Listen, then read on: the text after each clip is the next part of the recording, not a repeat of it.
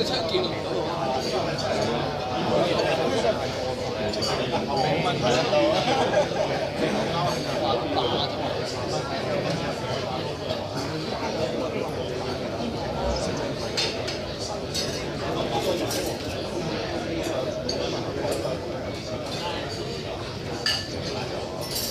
afternoon, ladies and gentlemen. Welcome to the FCC. My name is Florence de Changy. I'm a board member and your host today. Delighted to welcome you all and also the press, big number. You can finish your meal quickly during my announcement. Please turn off your phones, at least keep them on silent. Feel free to tweet if you do so, and put our at FCCHK when you tweet about today's event. Thank you. Before I get to today, I'll announce what's happening tomorrow. We have a new thing which is called Meet the Editor series, and the kick-off event, which is taking place tomorrow night at 7, is a chance to meet the Asia editor of the Financial Times, Mr. Jamil Andelini. And then also tomorrow night we have the other type of quiz, which is the FCC tabloid quiz. Now to today's judge.胡國興was the first one to throw himself in the race to the top job, and we're delighted to host him today. We haven't confirmed the other four, but we're very happy to have Judge Hu with us today.胡國興was born about 50 years before the handover. He studied law in England. He returned to Hong Kong in 1970. He became Queen's Counsel and then joined the judiciary and served respectively as High Court Judge, Court of Appeal Judge, and Vice President of the Court of Appeal.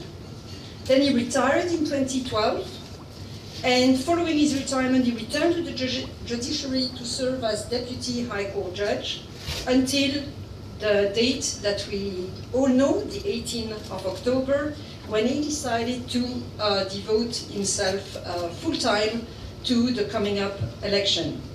Judge Hu is well known for speaking his mind, even on the record, he told us. So please welcome him to our microphone.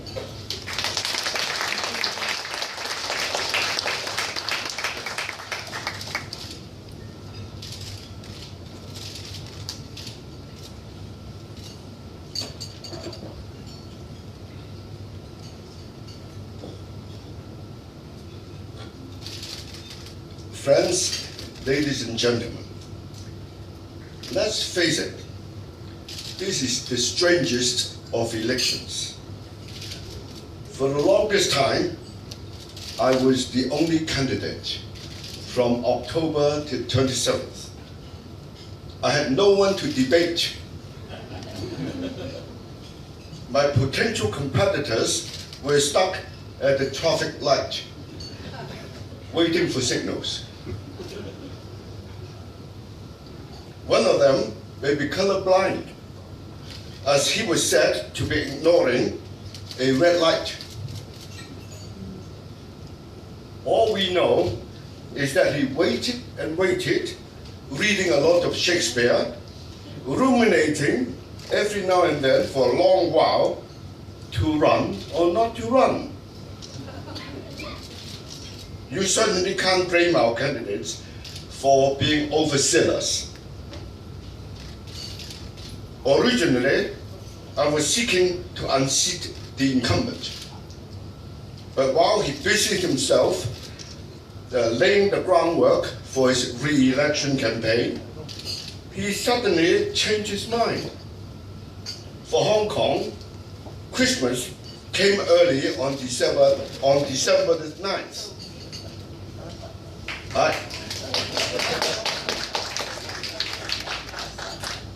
I understand he's a loving father, and I noticed that he's looking very happy and relaxed these days.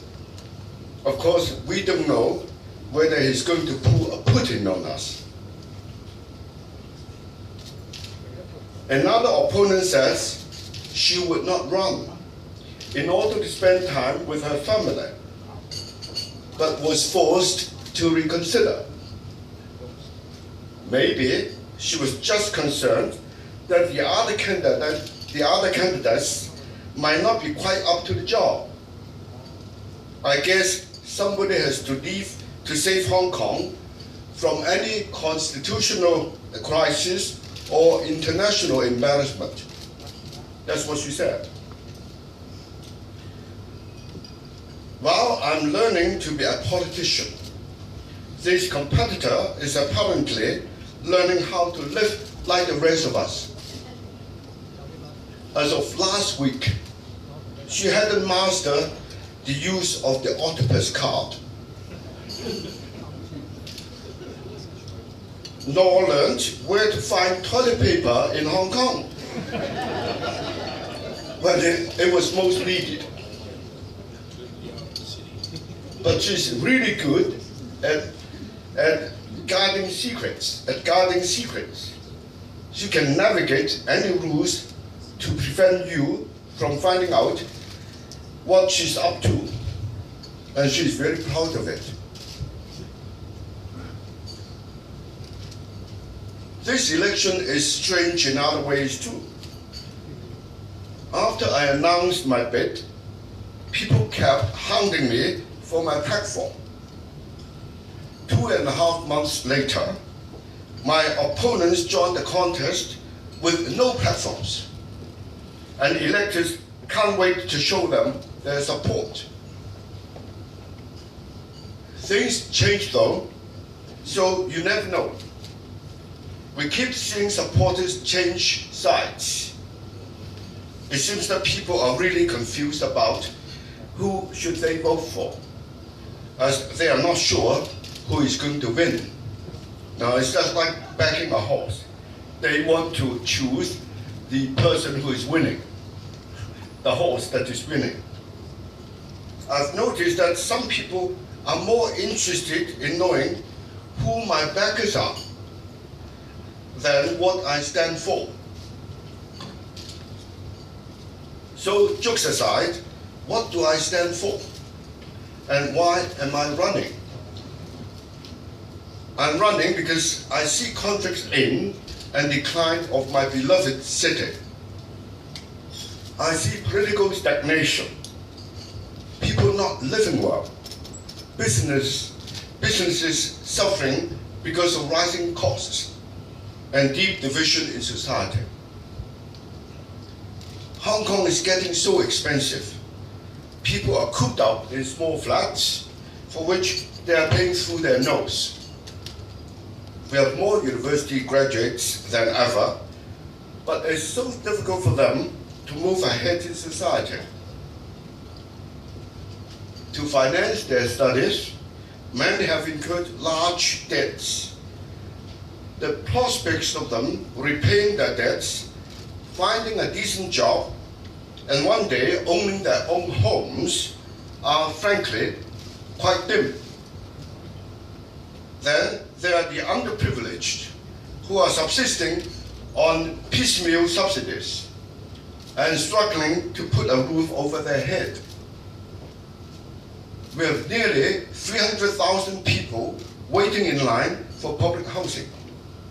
The backlog has lengthened from 3 to 4.5 years. In the meantime, some 200,000 people are living in subdivided flats, some of them in industrial buildings, in appalling conditions. The middle classes feel insecure, and small businesses are squeezed by high rents and low margins. Ironically, it so happens that all three of my competitors, I'm only talking about the main competitors, all three of my competitors, they were all veteran senior officials at one point or another, have a hand in creating the malaise. They are all part of the status quo. I was a judge, but I was not a government man. I represent change, and change is what is needed at this juncture. It's been almost 20 years since the handover. Our laws are antiquated and inadequate. The political parties refuse to compromise. The LegCo is paralyzed, and we must suffer incompetent top officials. Vested interests remain unchecked. Our system is broken. I have 2022 vision. Yes, it is better than 2020 vision. Why 2022? Because I'm only aiming to be a one-term chief executive. I hope the next chief executive will be elected by one man, one vote, universal suffrage.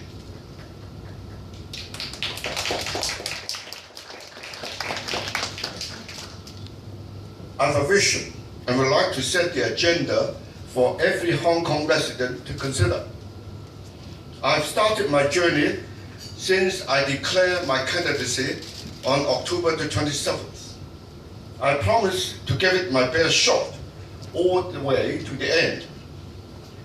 The support of the public and the electors will determine how far I can go towards fulfilling my mission. I promise to appoint the best people based on their merits. I have no political baggage, no favors to repay. I can be totally impartial and invite people with different political leanings and from all walks of life to join my administration. I will lead an open and transparent government. But it is not enough to have good people. We need to have the right checks and balances. Right now, too much power is vested in the chief executive.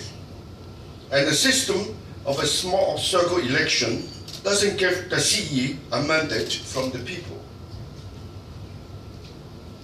My platform's main priority is to revisit political reform.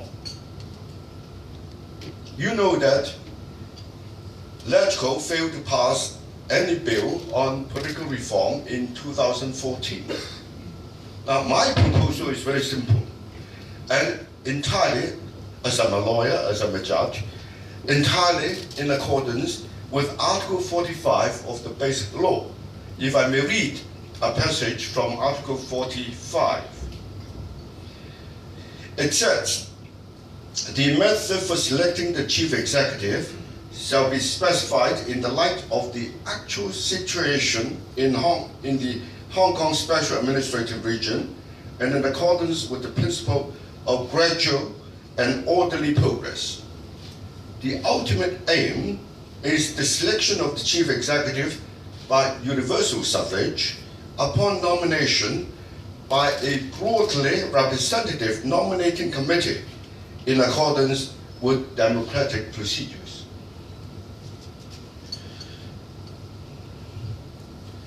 By the next election, the chief executive will be elected by the one man, one vote universal suffrage.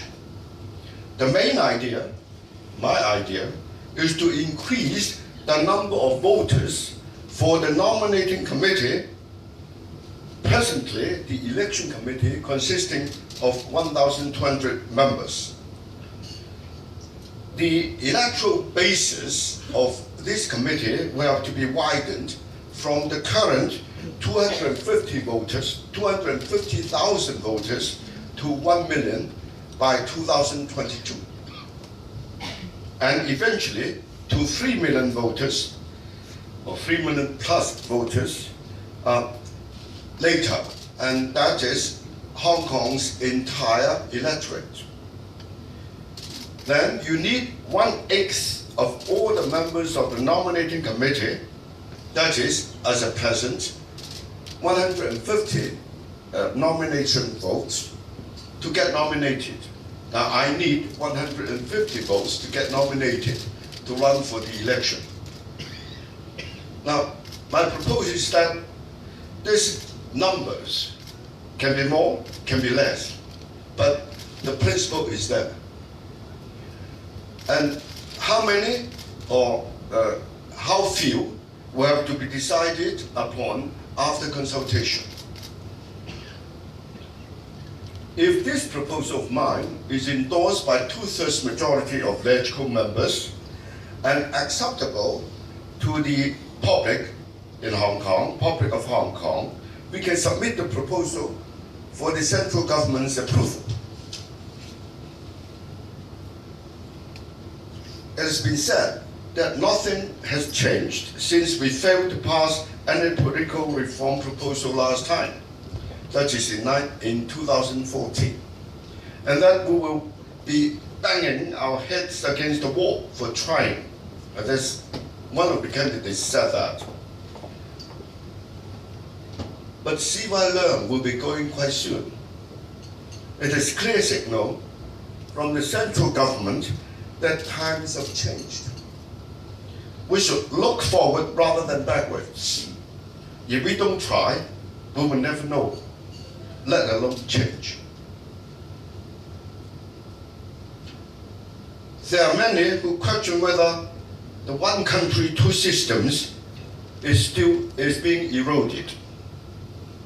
This election, for instance, has been plagued by all kinds of traffic-like interpretations and rumors of influence peddling. Public perception of behind-the-scenes maneuvers by mainland officials cannot easily be dismissed. I believe the best way to address the issue is to enact legislation according to the provisions of Article 22 of the Basic Law. I'm not talking about Article 23 yet. I'm talking about Article 22.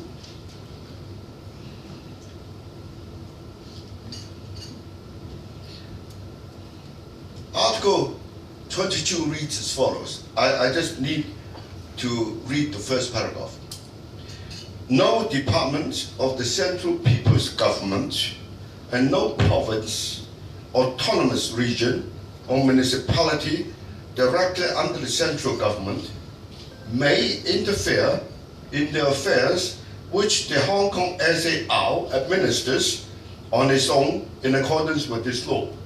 That means no mainland departments or the central government or representing the central government or any provinces shall interfere with the affairs, the internal affairs that Hong Kong manages itself. Now that's for sure, that's Article 22. But how about if somebody were to ignore this law?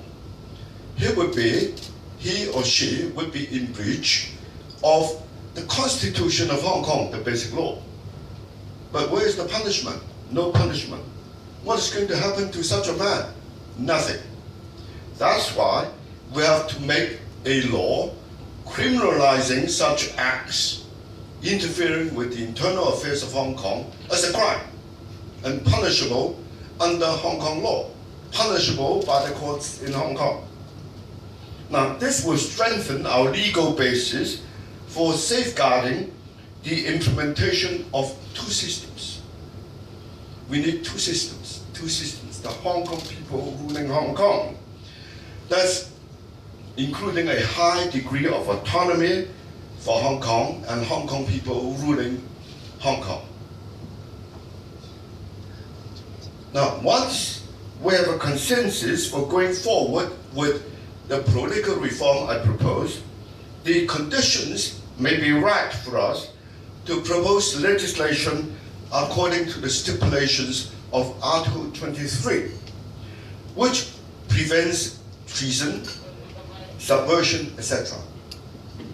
Now that's Article 23, I think everybody knows about it. If we do not enact local legislation to safeguard the premises of one country, now this is, Article 23 is to protect one country, not the two systems. Article 22 protects two systems. Article 23 protects the one country. Well, if we don't make legislation ourselves, we shall run the risk of the central government or the mainland using Article 18 of the Basic Law to impose national legislation on us through Annex 3 to the Basic Law.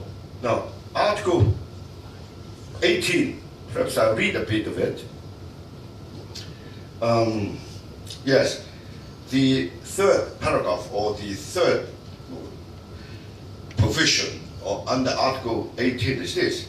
The Standing Committee of the National People's Congress may add to or delete from the list of the laws in Annex 3 after consulting its committee for the basic law of the HKSAR and the government of the region. Now, Annex 3 is all the national laws that are applicable to the HKSAR.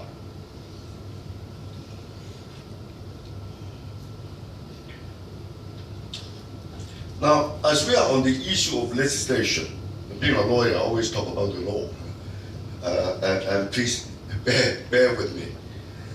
Let me draw your attention to the two other ordinances that I believe need to be reviewed.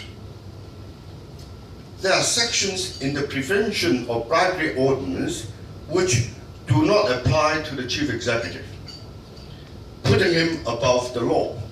And this is haven't got it. These are sections 3 and 8 of the Prevention of Bribery Ordinance.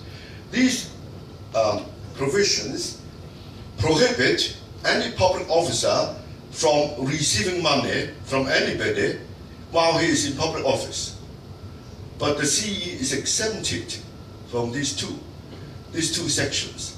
That means these two sections do not apply to the Chief Executive, while other civil servants are prohibited from receiving money. The CE is not. How absurd can that be? Now, by making these two sections apply to the CE, we make the law equal to the CE as to other people. And that actually reflects the wording and spirit of Article 25 of the Basic Law. Article 25 reads, all Hong Kong residents shall be equal before the law. Now, very simple. Just one sentence in Article 25. And that is the crux of the rule of law. Everybody shall be equal before the law. Nobody is above the law. And without that, there cannot be a rule of law. Because the rule of law, one of the main requirements is that everybody shall be equal before the law. If somebody is above the law, it's no good. Now, that's why I say making sections 3 and 8 applicable to the CE will be of paramount significance if the rule of law is to be upheld. Now, then there's the University Ordinance, under which the Chief Executive is vested with wide powers, like appointment of the head of the Governing Council and so on. Now, this should be dealt away with, because colonial governors only exercise their powers under the ordinance, the university's ordinance, very sparingly, and he would act only as a sort of ceremonial head to the universities, not somebody who's exercising powers to affect university autonomy or academic freedom. Right? He can't do that. Now, ladies and gentlemen, if you bear with me for a further moment, I've one more proposal to make to improve Hong Kong's administration, which is by introducing the archive law in Hong Kong. If with the archive law being in force, the matters concerning or the saga of the Wang Chao incident will not appear, will disappear. Nobody dares to break the law, not to have records of what was going on. You remember the Wangzhou saga, the chief executive says there's no record of the soft lobbying, discussing with the villagers and so on, and eventually the making of the decision to reduce the originally planned 17,000 units to 4,000 units, forgetting or adjourning forever the 13,000 units that was planned to be built. Now, if I may recap, I've set out the changes I shall make in the upcoming 5 years. The world is changing. With Brexit and Donald Trump becoming the US president, we in Hong Kong are catching up. Siwa Leung, to everybody's delight, was axed. The central government obviously did not like him to carry on. This encourages the thinking that China wants change. We've had Hong Kong run by a businessman, then by a civil servant, and then by a professional. Do you see the change is imminent? With the support of the election committee members and the Hong Kong public, I shall have a chance to implement my 2022 vision, and I'm sure Hong Kong will be a much better and happier place. Thank you.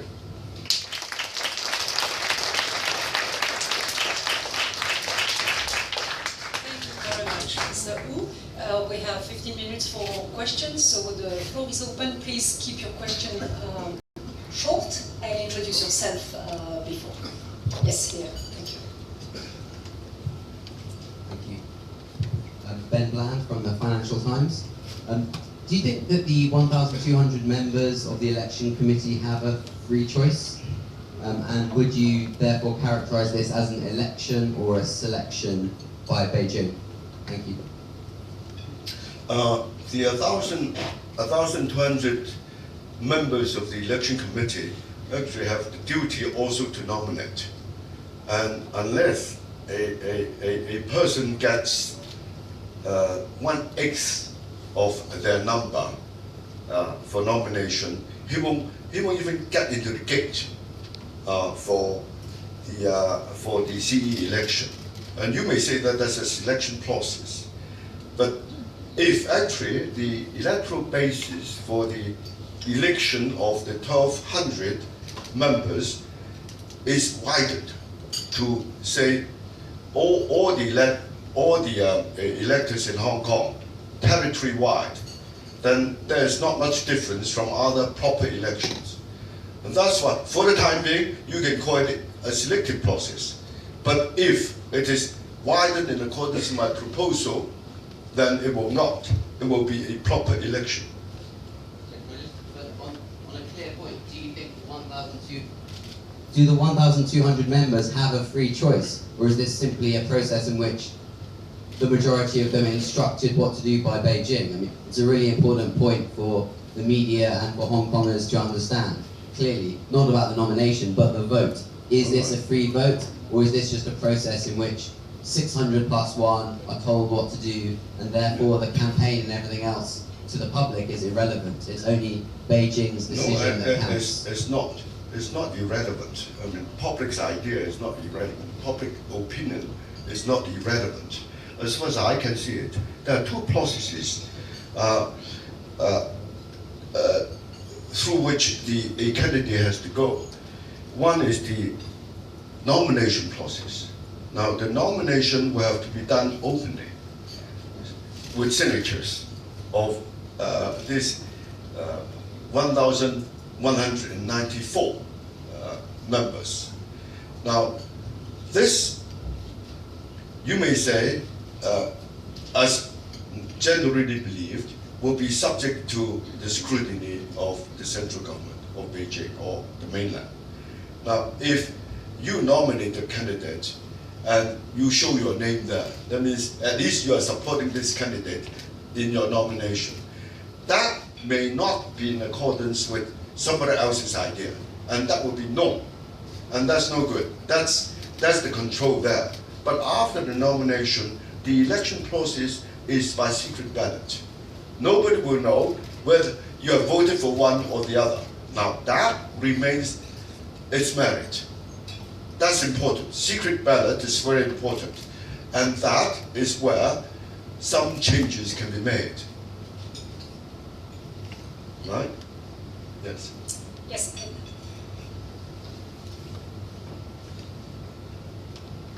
Judge Wu, Wu Qing, FCC Press Freedom Committee member. Now, if you were elected as chief executive, would you immediately drop charges against the 4 condemned legislators now being disqualified by CY's administration?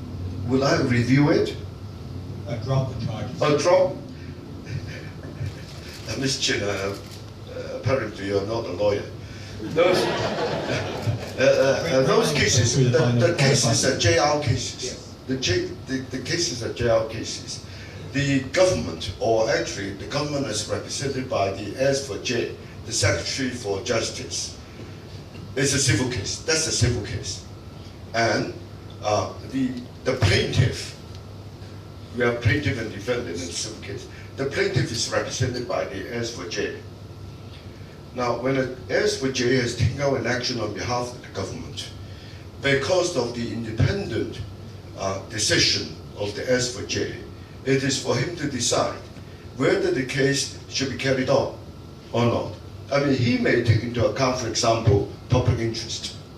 He may take into account matters which are very important for any civil case to be carried on, which is the chances of success. Now, he must consider that sort of thing. As the CE, since the case has been taken out already, has been in the action box, put it that way, then the CE should not interfere with the independent decision of the S4J. Now, the S4J may decide one way or the other, viewing and reviewing the circumstances connecting with the case. Now, that's what I'm going to say. I'm not going to interfere with the independent judgment of the S4J as a CE. If I were the CE, I would not have brought the action myself. That's as far as I can go. But I should not interfere with the independent judgment of the S4J because he's representing the government. He's the chief government counsel on every sort of thing, in fact. Right? Thank you. Cliff Bottle from the SCMP. No, Mr. Wu, you put forward today quite an ambitious program of legislative change. In order to bring about those changes, you're going to need support from legislators. How would you go about improving the relationship between the executive and the legislature so that legislation in these quite sensitive areas can be passed and amended? A lot of these things are done. A lot of these things are done through communications. Communications are important.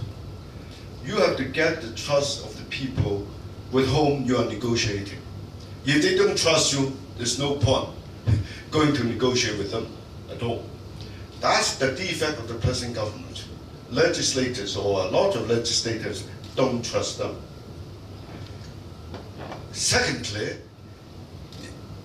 regarding the relationship between the executive and the legislature, I think the present government is acting wrongly by not inviting representatives of political parties in LegCo, or the main political parties in LegCo, to be ExCo members. Now you have to do that. You have to do that. You may hear opposing views, but the purpose of ExCo is not only to hearing concurring views. You have to hear opposing views so that your policy is decided on a sound basis. You should have known of all the opposition voices, the reasoning behind. before you make a decision, a policy decision. And then you have that policy decision, once you have decided, to go down to LegCo for laws to be implemented, to be passed. But if you've got the representatives of the political parties in LegCo already agreeing in ExCo, how can they ask their members to oppose your bills?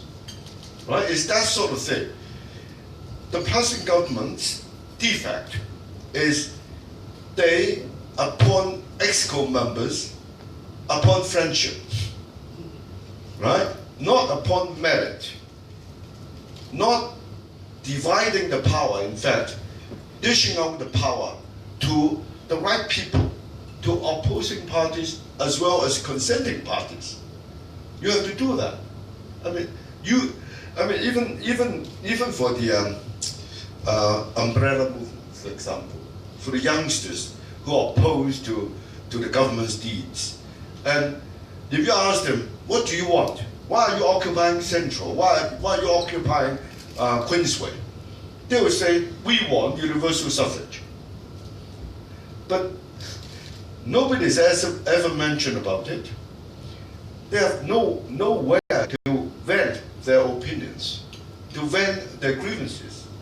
If they are listened to, if the CE were to go down to Queensway and talk to them, you see, sort of same level talking. You are the leader of Hong Kong. You talk to the leader of the students. Same level. I mean, you don't treat them as being somebody lower. You see, you don't send along a full key to talk to them. You go yourself to talk to them.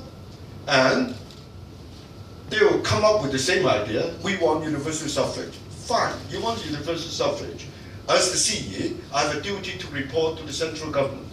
I'll make a report to the central government as to what you want. If the central government were to buy your ideas, they will say so. If they don't buy it, they'll give you some reasons, right? We'll just report back, as a CE, you report back to the Hong Kong people the central government's ideas. If you can budge, for example, if you can't avoid it, fine. Then other people know. But at least for the time being, people will disperse because they are satisfied with what you are going to do. And if they trust you, they'll disperse. It's the same sort of thing. Thank you. Could I myself ask a question about Beijing attitude towards your candidacy? Have you heard from them? And if yes, what did they say? What? Have you heard from Beijing? Oh no. I've in a way asked Beijing whether I should run or not. But that was a very early stage. And the response was no response. And I asked the chap through which I asked for the view of Beijing. And I said, isn't that the only proper response? No response. He says, no response to what you ask. No response. But recently I went up to Shenzhen to see Director Wang Jiangyang. And I've kept my promise not to divulge the conversation between us. But when I came down, I still carry on with my campaign. And that's all I can say. Apparently, we can still go on. I'm running the election in accordance with Hong Kong law, in accordance with basic law. And there's nothing against me. Thank you. One more question here. Lady in the front. Wait for the mic, thank you. Thank you for your speech. But I would like to know, whether you have some self-estimation about what is your chance of getting nominated, first of all, that is to get into the grid, in order to realize your vision for all of us. Oh, the chances of my getting sufficient nominations for getting through the gate, put it that way, they're saying getting into the gate. I'm quite confident that I'll get sufficient votes, nominations for that. But apparently, most of my support will be from the pro-democrats, not from the pro-establishment. Because as that gentleman who asked me the first question suggests, that make a way somebody's pressing the button. I don't know, they call it pressing the button. They don't want to, the pro-established people don't want to expose their inclinations. Because they may, if they nominate you, their nomination may be wrong, may be said to be wrong, eventually. And that's why they avoid that sort of thing. And therefore, it's difficult to get open nominations. But with the Democrats, they know they can open their nominations. Apparently, the mainland will not care so much about how they are going to vote. See, but that's important for me, because I need to get sufficient votes to get through the gate. Can I ask one more question? Okay. Judge Wu, being a judge in Hong Kong is quite different from being a judge in mainland China. Now, if you read the ICIJ report, a lot of judges, people in government, they amass a lot of wealth that's hidden in offshore companies, BVI, Cayman Island, and whatnot. If you were elected, would you just become a puppet of Beijing, and if you don't really become one of them? You know, like that you talk about defending Hong Kong's core values. So how do you do it? Thank you, Mr. Chin, for giving me a chance to explain this sort of matter. Which is the difference between the judicial system in Hong Kong and in Beijing. In China, in the mainland, the judiciary is but a part of the government. It's actually a department of government. And no matter how independent they are part of the government, serving the government. Which is quite different from Hong Kong. And people, several months ago, there were huge arguments about whether Hong Kong has got a separation of, in the Chinese way, 3 powers. But of course, in English term, there's no separation of 3 powers. There's only separation of powers, right? The judiciary, the legislature, and the executive. Now, Hong Kong's judiciary is most independent. If you look at the basic law, you will find a lot of provisions proclaiming the independence of the judiciary. Now, so much so that, in fact, you look at the whole of the basic law, it seems that the judiciary is supreme, more supreme than the executive and the legislature. Although the Hong Kong political system is said to be executive-led. Now, we are very different from mainland judges. And I've never heard of a case of corruption of Hong Kong judges, not even magistrates. You see, you're quite sure about that. And that's why in Hong Kong, people respect the law. And it's not only respect for the law, it's respect for the rule of law. Everybody is equal before the law. And that's the basis. That's why I say the Prevention of Bilateral Ordinance will have to be amended to make sections 3 and 8 applicable to the CE, so as to make everybody equal. Now, I can't think of a case of corruption of a Hong Kong judge. That's why you can rest assured that there's no such thing in Hong Kong, no corruption of judges in Hong Kong. And in fact, judges are used to deal with departments like the ICAC. I used to be the commissioner on interception and covert surveillance matters. I supervised and oversaw the operations of covert surveillance and interception of communications. The Chinese call 澳信, supervising the operations by the police, by the ICAC, by the customs, and by the immigration departments. And they entrust this kind of job to judges. And now there are 3 judges in the High Court to sign the warrants, the orders for allowing this sort of activity to go on by the police, by the ICC and so on. And there's 1 commissioner, just like me, my successors, supervising the operations of the law enforcement agencies. Now, we are quite different. We are trusted, and we are trusted, I think, justifiably by people in Hong Kong. Well, to finish on this good news, because time is over, thank you very much, Judge Wu. Maybe will you make yourself available a bit more for the press who is here now?